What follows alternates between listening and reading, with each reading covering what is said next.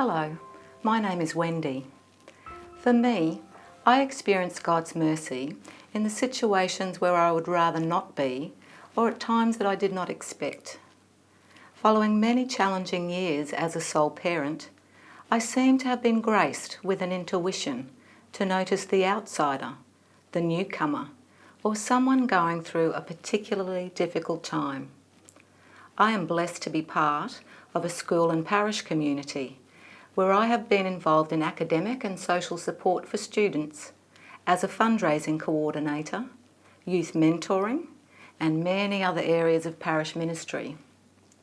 A few years ago, I was approached to begin an ecumenical prayer service at a local healthcare facility, housing residents with an acquired brain injury. Although a little daunted, I felt an internal prompting to say yes. I compiled a reflection which included a welcome and introduction, a gospel passage, and prayers.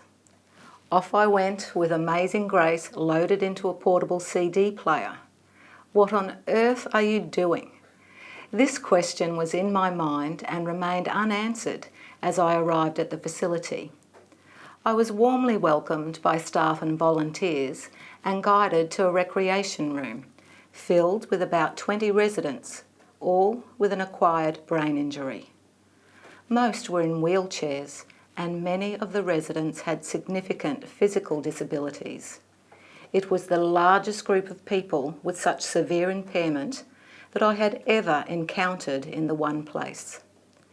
The earlier question echoed in my heart as I began the service.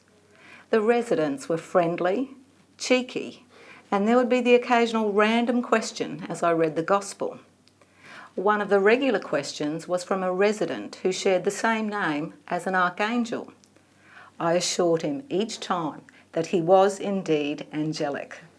I became very adept at answering such questions on the go. Due to varying levels of communication ability, I invited them to join in the Lord's Prayer as they were able, be it with voice, mind, or heart. I was deeply moved when those who could speak prayed with enthusiasm. We were as one voice, raised to the Father. Afterwards, I learned some of their stories which brought them into residential care. High-speed car accidents, drink spiking, a fall from a horse. These were heart-rending stories of incidents that turned their lives and those of their families upside down. Many of my challenges paled in comparison. So began a journey. I realised it would be good to gather a team to continue the prayer service. Some wonderful parishioners agreed to come with me, including musicians. Our prayer segment lasted for 20 minutes. Then we would stay on for about an hour to get to know each other better and have a sing-along with piano accompaniment. When the Saints Go Marching In was a regular request, as was Jesus Loves Me, a hymn that many remembered from their childhood. At times, it was the most tender interaction, especially with those who could only communicate by blinking an eye or holding my hand. It was here that I felt strongly a compassionate empathy in the midst of much suffering, God's mercy flowing through me and to me. With a focus on the Jubilee of Mercy, I have learned a little more about word groups in the Bible that speak of mercy.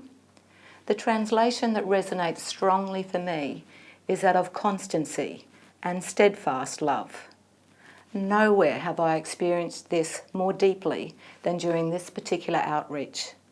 The witness of the parish team, the constant compassion and care of staff and relatives, and the love of residents for each other, all of this reflects to me the loving gaze of our merciful God.